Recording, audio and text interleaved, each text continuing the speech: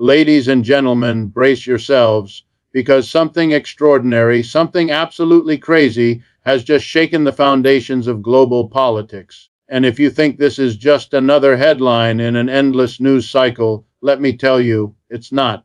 What we are witnessing today is not a small ripple, but a seismic tremor, one that will reshape economies, alter alliances, and expose the deep cracks that have long existed beneath the surface of our political and economic systems. Now, let me ask you, why does it feel as though every new shock, whether it comes from trade wars, sudden conflicts, banking collapses, or mass social unrest, keeps catching the so-called experts by surprise? Why do the people in power always act shocked, as though history itself has not been warning us for decades?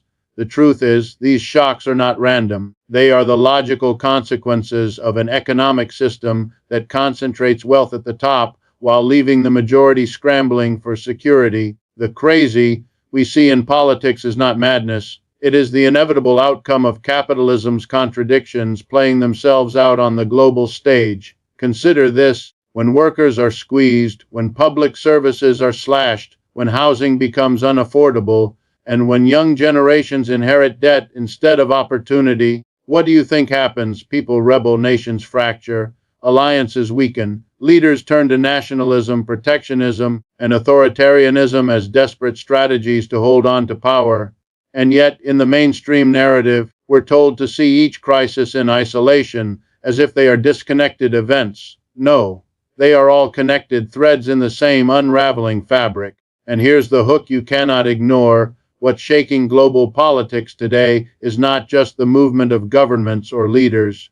It is the movement of people, ordinary people. From striking workers in Europe to protesting farmers in Asia, from debt-burdened students in the U.S. to voters in countries tired of false promises, the common thread is discontent. The system is failing them, and they know it. That is what's truly crazy, not the chaos itself, but the fact that those in charge thought they could postpone the reckoning forever. So, where does this leave us? It leaves us at a crossroads. Either we allow the same old policies, endless austerity, endless wars, endless inequality, to continue pushing us toward instability, or we begin the hard, necessary work of reimagining our economy. That means democratizing the workplace, redistributing wealth, and redefining what progress looks like, not in terms of GDP or stock market numbers, but in terms of how secure, educated, and healthy our citizens are. Let me close with this: history is knocking at our door. The crazy shake-up we are living through is not the end. It is the beginning of something new. The question is whether we will seize this moment to build a fairer, more sustainable system, or whether we will watch as the same patterns repeat until the next crazy crisis arrives. The choice, my friends, is not theirs, it is ours. Something has rattled the global stage in a way that feels different, heavier, more consequential than the usual turbulence of international politics. When we speak of shockwaves, we are not describing just a single event, a sudden election result, a surprising coup, or an economic downturn. We are talking about a chain reaction that moves across borders, unsettling governments, financial markets, and entire populations. The kind of shake-up we are seeing today does not remain confined to one region. It spreads, amplifies, and destabilizes because the systems that bind nations together, trade, finance, migration, technology, security, are so deeply interconnected that a disturbance in one part of the world is instantly felt everywhere else. It is as if the globe itself has become one tightly wound system where the smallest fracture can send tremors through the entire structure. Let me ask you, why does it feel as if every time the world begins to stabilize, something arrives that throws the entire balance off again? Whether it's a war that disrupts energy supplies, a banking crisis that ripples through stock markets, or an election that upends alliances, the so-called normal has become constant instability. This is not coincidence. It is the byproduct of decades of policies that prioritize profit over people, short-term gain over long-term stability, and narrow national interest over collective security. The result: a global order that is perpetually vulnerable to shocks, where each new crisis is not an anomaly, but a feature of the system itself. The crazy moment we're witnessing now is simply the latest tremor in a fault line that has been widening for decades. The hooks in this story are undeniable. Think about it: when a sudden event in one country can raise food prices in another thousands of miles away, when an election in one nation can weaken currencies halfway across the globe, when the struggles of workers in a single sector can ignite protests that spill into streets across continents, what does that tell us? It tells us that the world has become more fragile than our leaders care to admit. It tells us that despite all the talk of progress, globalization, and stability, the political and economic structures holding this world together are alarmingly brittle. And yet, those in power continue to act surprised, as though this global interconnectedness is news to them. The global shockwaves we see today are not just about governments being tested. They are about people, ordinary people, whose lives are being upended by forces far outside their control. A farmer in India facing rising fertilizer prices because of a geopolitical standoff in Europe, a factory worker in Germany suddenly out of a job because supply chains were disrupted in Asia, a family in the United States struggling with higher costs of food and housing because global energy markets have been destabilized. These are not isolated struggles. They are linked, connected by the web of global politics and economics that ties all of us together. That is why the shock feels so profound, because it is personal. It reaches into homes, onto dinner tables, into workplaces. It is not abstract, not distant. It is lived reality. And here's the question you must grapple with: if the global system is this vulnerable to disruption, what does that say about the future? Can a world order that trembles with every shock truly sustain itself? Can a system that magnifies crises rather than containing them ever offer real security? These are not academic questions, they are urgent ones. Each new global shake-up is not only a test of governments, but a test of whether the system itself can adapt, or whether it is destined to stumble from one crazy moment to the next. That is why what we are seeing now matters so deeply. It is not just another news cycle. It is history reminding us that when you build a house on a shaky foundation, the tremors will always come. If we want to understand why the world seems to be in a constant state of turmoil, we must look beyond the headlines and focus on the engine that drives these crises, the economy. At the heart of today's global instability are contradictions so deep, so persistent, that they cannot be explained away as temporary mismanagement or simple political mistakes. They are built into the very structure of capitalism itself. It is this system that concentrates wealth in the hands of a few while leaving the vast majority fighting for stability. It is this system that rewards speculation over production, profit over people, and short-term financial gain over the long-term health of societies. And when you build an economic order on contradictions of this magnitude, shock and instability become the rule, not the exception. Let me ask you directly, how can we call an economy successful when the wealthiest 1% owns more than the bottom half of the world combined? How can we celebrate growth when it comes at the cost of stagnant wages, rising debt, and crumbling public services? These contradictions do not remain hidden. They show up in the anger of workers demanding fair wages, in the despair of young people buried under student loans, in the outrage of families priced out of housing, and in the cynicism of citizens who no longer believe their governments work for them. The very success of capitalism in enriching a minority has generated the conditions for widespread discontent, political upheaval, and social unrest. That is not a coincidence, it is cause and effect. The hooks here are clear and undeniable. When financial markets surge while millions live paycheck to paycheck, people begin to ask hard questions. When billionaires see their fortunes grow during global crises while ordinary workers lose jobs and homes, frustration turns into resistance. When promises of opportunity collide with the reality of inequality, citizens stop believing in the system altogether. This is why global politics today looks chaotic. The economic contradictions have finally caught up with the political order that has been built to protect them. Governments can paper over these cracks for a while with slogans, subsidies, or emergency measures, but the underlying tension remains. waiting for the next crisis to bring it roaring back to the surface. Think of it like a pressure cooker. For decades, policies have allowed corporations to maximize profits by cutting wages, moving jobs overseas, and weakening unions. At the same time, governments have reduced social spending, privatized public goods, and shifted burdens onto ordinary citizens. People absorbed these blows as long as they believed the system would eventually reward their patience. But the promised rewards never came. Instead, inequality widened, insecurity deepened, and the pressure built. And now, each new shock, whether a financial crash, a global pandemic, or a trade war, acts like heat under that cooker, bringing the contradictions closer to an explosion. And here is where the political consequences become clear. As these contradictions intensify, leaders around the world find themselves caught in a bind.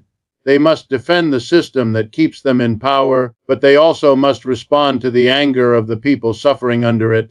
Some double down on authoritarianism, using force and nationalism to suppress dissent. Others try to appease with limited reforms that never touch the roots of the problem.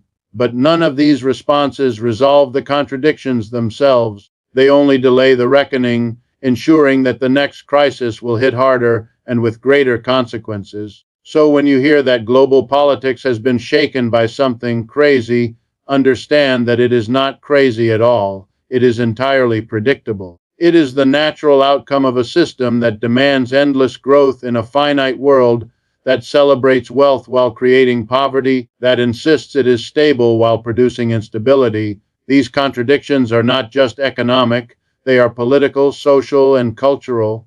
They erode trust, weaken institutions, and fuel the very turbulence we are now forced to confront. The real madness is not the chaos we see today. The real madness is believing such a system could hold forever without breaking. Across the world today, the voices of ordinary people are rising louder than ever before, and they are not simply whispers of frustration, they are demands for change. Public discontent is no longer a background noise in politics. It has become the defining force shaking governments, institutions, and global order itself. When you see workers walking out of factories in Europe, farmers blocking highways in Asia, or students filling public squares in the United States, you are not seeing isolated protests. You are seeing the living expression of a deeper truth. Millions of people recognize that the systems meant to serve them have failed, and they are no longer willing to remain silent.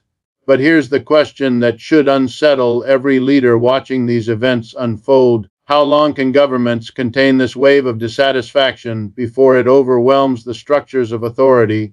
For decades, politicians, economists, and corporate elites insisted that progress was inevitable, that globalization and free markets would deliver prosperity for all. Instead, people have seen wages stagnate, costs of living soar, opportunities shrink, and inequality explode. What we are witnessing now is the backlash to those broken promises, and it is shaking the very legitimacy of political and economic systems across the globe. The hooks in this story practically leap out at us. Imagine this: a delivery driver working 10-hour days for barely enough to cover rent watches news of billionaires flying private jets to climate conferences. A farmer struggling to feed his family because imported goods undercut local markets, sees corporations receiving subsidies while he is told to be competitive. A graduate carrying a mountain of student debt looks around and realizes the promised opportunities have been outsourced, automated, or concentrated in the hands of the privileged few. These are not just personal struggles. They are sparks of anger that ignite into mass movements when millions share the same story. That shared discontent is what transforms private frustration into public action, into marches, strikes, and uprisings that political elites cannot ignore. Consider how quickly small acts of protest now spread across borders. A demonstration in one city is live-streamed, tweeted, and broadcast instantly to others, turning local discontent into global solidarity. Workers in one country see their counterparts in another demanding higher wages, and suddenly a strike becomes part of a larger wave. Farmers fighting for fair prices in one region inspire similar movements elsewhere. Students calling for debt relief in one nation echo the cries of those in another. Technology has connected these voices, magnifying their impact and creating a chorus of discontent that no wall, no border, no censorship can completely silence. What unnerves the powerful is not just the volume of these protests, but the persistence behind them. In the past, leaders could rely on fatigue or repression to wear down movements. Today, however, discontent is not fading, it is growing. Why? Because the material conditions fueling it have not been resolved. The rising cost of living, insecure work, crumbling public services, and widening inequality are not temporary problems, they are permanent features of the current economic model. Each attempt to silence or distract only fuels more anger, more distrust, more determination among those who feel betrayed, and so the political consequences become inescapable.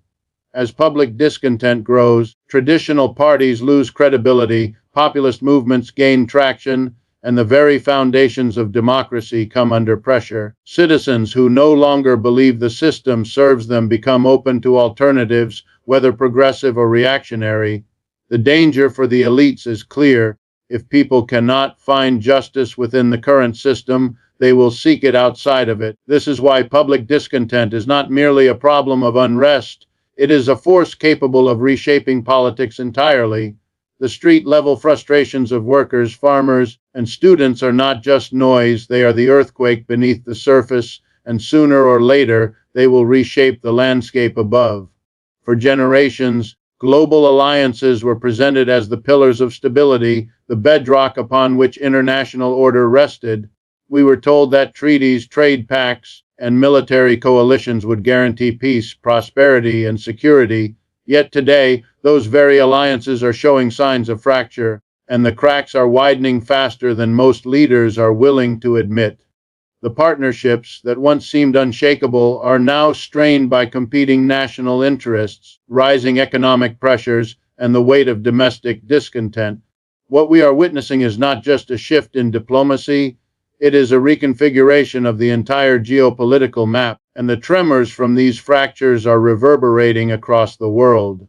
Ask yourself this: how long can alliances hold when the conditions that created them no longer exist? The Cold War gave us NATO, trade liberalization gave us institutions like the WTO, and post-war reconstruction gave us regional unions. But the world of today is not the world of yesterday. Nations are no longer bound by the same fears, the same priorities, or the same economic realities. In fact, what once united them has become a source of division.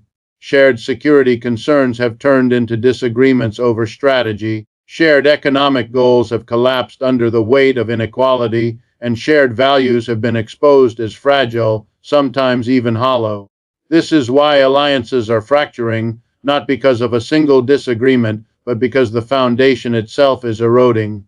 The hooks in this moment are striking. Consider NATO allies publicly questioning each other's commitments, with debates over defense spending turning into public disputes. Look at trade blocs once hailed as engines of growth, now consumed by internal disputes over tariffs, subsidies, and national sovereignty. Witness long-standing partnerships tested by global crises such as energy shortages, pandemics, or climate change, where countries that promise cooperation instead retreat into self-preservation.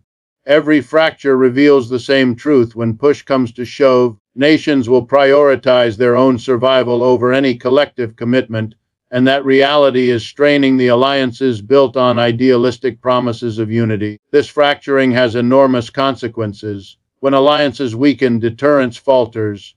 When trade agreements break down, markets lose confidence. When partnerships unravel, smaller nations find themselves caught between competing powers, forced to choose sides or risk isolation. For ordinary people, the effects are just as immediate: higher costs of goods when trade wars erupt, reduced security when military cooperation falters, and less trust in leaders who once spoke of solidarity but now act in isolation. The instability we see on the global stage is not abstract, it flows directly into homes, jobs, and communities. And here lies the danger that leaders rarely admit: fractured alliances create power vacuums. When once powerful blocs weaken, ambitious rivals step in to reshape the rules. We see it in the rise of new economic partnerships outside traditional Western dominance, in the shifting allegiances of nations aligning with emerging powers, and in the growing skepticism of global institutions once thought untouchable. These changes are not signs of healthy adaptation, they are symptoms of a system unraveling, a system that cannot reconcile the contradictions between lofty promises of cooperation and the hard reality of national competition. But perhaps the most telling hook is the loss of trust, not just between nations, but between leaders and their own citizens. People were promised that alliances would deliver prosperity, that trade deals would lift all boats, that military partnerships would guarantee safety. Instead, they see wars dragging on, costs of living rising, and benefits flowing disproportionately to elites and corporations. As public discontent grows, governments find it harder to justify international commitments, and alliances weaken further. It is a vicious cycle, one that accelerates the very fracturing it tries to contain. The truth is stark: global alliances are not collapsing because of a single event or a single leader. They are fracturing because they were built on a system that has failed to adapt to new realities. Nationalism is rising, protectionism is spreading, and trust is eroding. What once seemed solid now feels fragile, and the global order is left wobbling on a foundation that can no longer support its weight. The world is entering a phase where the old rules no longer apply, and the alliances that once defined politics may soon be relics of a bygone era.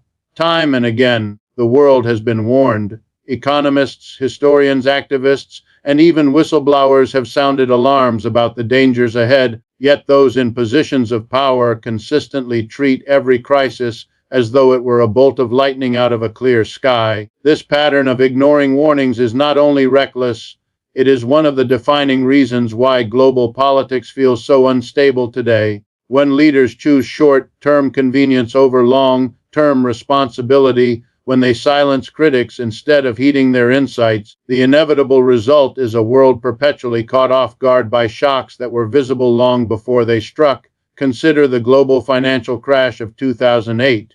For years, voices warned about the ballooning housing bubble, predatory lending practices, and the over-leveraging of banks. But those warnings were dismissed as pessimism, as obstacles to growth. When the collapse came, politicians scrambled to act surprised, as if no one could have seen it coming.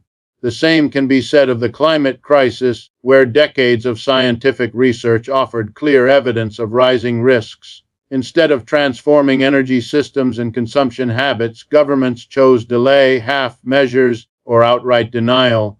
And today, as floods, fires, and storms disrupt entire regions, leaders again stand at podiums expressing shock, when the truth is, they ignored the warnings that brought us here.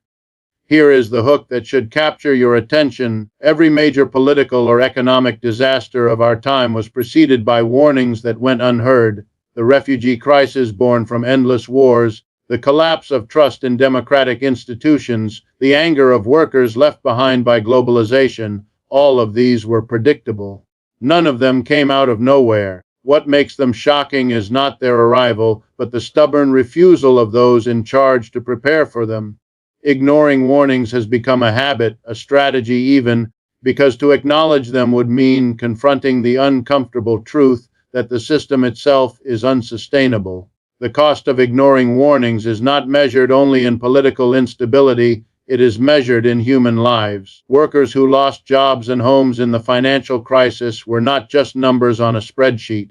Communities devastated by climate-related disasters are not abstract case studies. Families fleeing conflict zones after years of ignored geopolitical tensions are not just statistics. Each crisis carries a human cost, one that might have been mitigated, even prevented, had warnings been taken seriously. The true tragedy is not that we face crises, but that so many of them could have been anticipated and avoided. And yet the cycle repeats. Governments and institutions treat crises as isolated, one-off events, never daring to connect the dots. They respond with bandages, bailouts, emergency relief, temporary subsidies, while the deeper causes remain untouched. Why? Because to truly address the warnings would require systemic change, and systemic change threatens the interests of those who benefit from the status quo. So leaders act shocked, offer quick fixes, and wait for the news cycle to move on. Meanwhile, the next warning builds quietly, ignored once again until it explodes into the next, unexpected, crisis. What makes this so dangerous is the erosion of trust that follows. When ordinary people see that warnings were ignored, that experts were silenced, that problems were allowed to fester, they lose confidence not only in governments, but in the very institutions meant to protect them. Citizens begin to suspect that crises are not accidents at all, but outcomes of deliberate negligence or corruption. This suspicion fuels discontent, fractures alliances, and destabilizes political systems. In the end, ignored warnings become more than mistakes. They become accelerants of instability. So the world finds itself in a paradox. The signs of future crises are already here, visible for anyone willing to look. Rising inequality, ecological collapse, fragile financial systems, growing disillusionment with democracy. These are warnings in plain sight, and yet history suggests that once again, those in power will avert their eyes, dismiss the concerns, and carry on as if the future will somehow fix itself. That is the madness of our time, not that crises happen, but that the world keeps pretending they were impossible to foresee. The world today stands at a decisive crossroads, a point in history where the choices made will determine not just the direction of individual nations, but the very trajectory of humanity itself. Every crisis we face, economic instability, environmental collapse, political disillusionment, social unrest, is converging into a single question. Will we continue down the path of repeating the same failed strategies, or will we summon the courage to imagine and build something new? This is not a theoretical debate for the future. It is a pressing reality unfolding before our eyes. The crossroads is here now, demanding a decision. The hook that should seize your attention is this: the system as it stands has already revealed its limits. The endless pursuit of growth has collided with ecological boundaries. The concentration of wealth has produced political paralysis. The reliance on military power has deepened global insecurity rather than resolved it. And yet, the institutions tasked with guiding society insist on doubling down, as though doing more of what already fails will magically produce success. Standing at this crossroads, the insanity is not in acknowledging the need for change. It is in pretending we can continue as if nothing is wrong. But what does change mean in practice? It begins with reimagining the economy, not as a machine for enriching a minority, but as a system designed to meet human needs. That means questioning who controls production, how wealth is distributed, and what values guide investment. It requires democratizing the workplace, ensuring workers have a real voice in decisions that affect their lives. It demands moving beyond the narrow obsession with GDP and stock markets, and instead measuring progress by the well-being of people and the health of the planet. At this crossroads, the choice is stark. Do we cling to numbers that mask inequality, or do we embrace a vision of prosperity rooted in fairness and sustainability? The political dimension of this moment is just as urgent.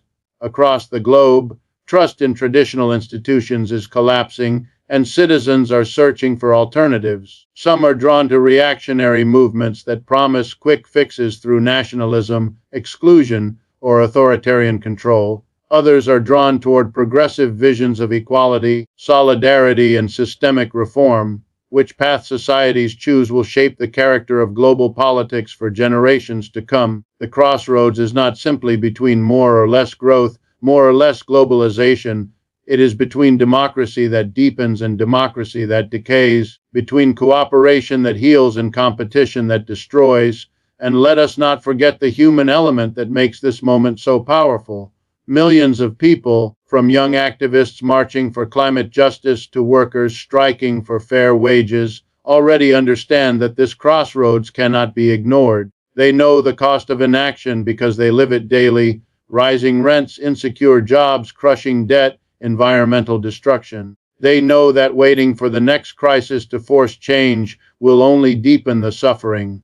Their actions are the signposts pointing toward a different path, one where the energy of public discontent is channeled into building new institutions rather than tearing down old ones. The most sobering hook in all of this is that time is not on our side. Crossroads are not permanent.